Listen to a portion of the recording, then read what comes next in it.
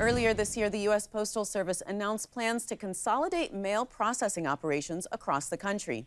Ivan Butts is the president of the National Association of Postal Supervisors. It's an association that represents about 48,000 Postal Service supervisors, managers, and postmasters. Ivan, welcome to the program. Thank you, Mimi.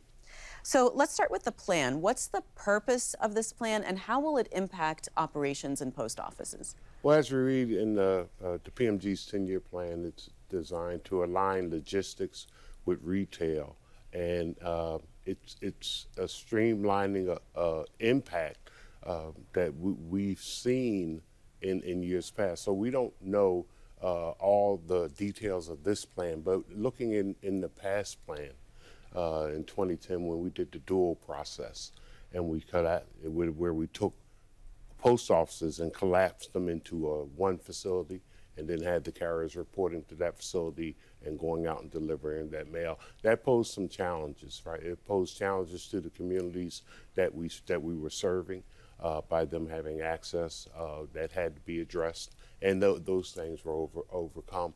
But then you have the additional travel time that being added to the carriers' routes.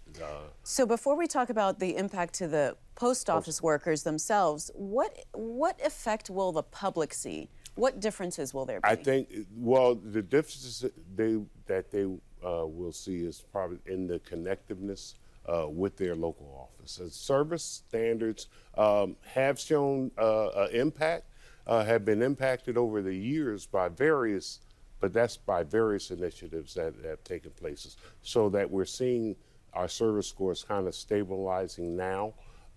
So we don't know what impact this is going to have, because now you're talking about on a much larger scale.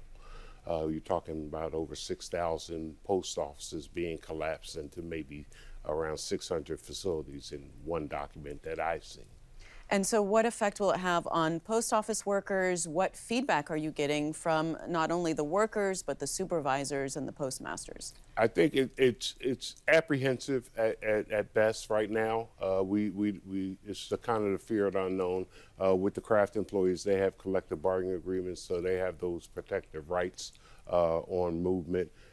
We do know that the Postmaster General does want to see a 50,000 employee reduction through attrition, as he says, and then, so we don't know. We know as managers, postmasters, and supervisors, when we go through these kind of organizational changes, that we do have rifts.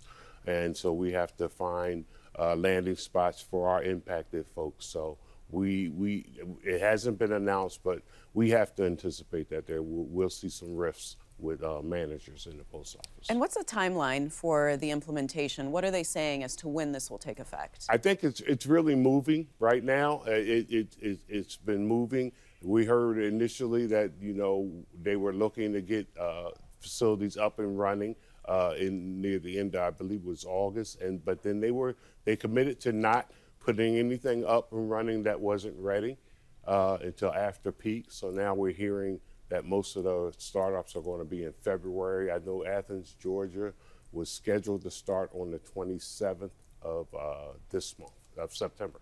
So, you know, the Postmaster General says that this is going to streamline operations and it's going to save money. Do you agree? I mean, and if so, then that's a good thing. I don't know if we agree. I think we have to see that first. I think the history of this type of process shows that there's an increase, right? So we're going to increase carrier routes. We have an increased vehicle costs. I think Save the Post Office reported that this initiative could cost $2 billion to the post office just to initiate. So we feel that there will be costs, some increased costs to the Postal Service. Now, does that outweigh the streamlining? We don't know, because those things, you know, the post office hasn't engaged us on. You know, I want to ask you about mail-in ballots, because obviously the post office is playing a major role in the last few elections because of that. And you sit on the Postal Service Advisory Board that oversees ballot delivery. Tell me about what can be done to improve the process.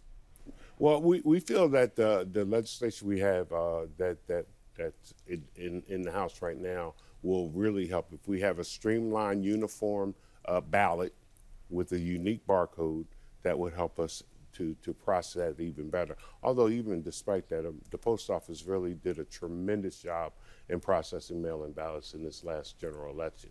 So we're looking to do that. That's another concern that we have actually with the changes, because you never know how these changes in fact impact infrastructure and impact processing operations. Postal Service has put out a letter about making sure that we do everything that we can to make sure that the mail-in ballots are delivered. And we do, just as we did in the last election, we'll do whatever we have to take to make sure those ballots get home. But initiatives can hamper this. Initiatives at the wrong time could hamper it. Your organization also believes that the Postal Service should become the federal agency's preferred shipper. What does that mean? Explain that.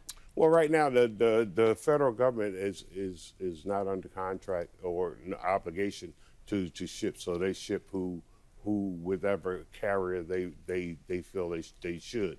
I think one of the greatest things the Postmaster General did coming in it was to collaborate on the shipping of the test kits.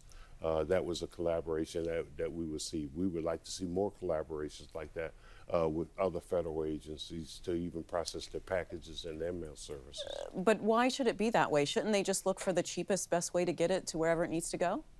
Well, I think they can enter negotiations with us and be the cheapest. Yes. We can have it both ways. They can have it both ways. What are some of the most important things you're looking at besides this plan that we talked about that are affecting postal workers today? Well, right now it's kind of we're looking at the security on the safety of our employees right now. That seems to be an issue we're dealing with our postal police officers. And just maintaining, of course, a sustainability. It took a long time for us to get here with the Postal Reform Act to get to a place where we're sustainable again. All right, Ivan. Thank you so much for being on the program. Thank you, Mimi, for having me. Thanks for watching. If you enjoyed the video, give it a thumbs up and subscribe to our channel so you don't miss out on any future Government Matters interviews.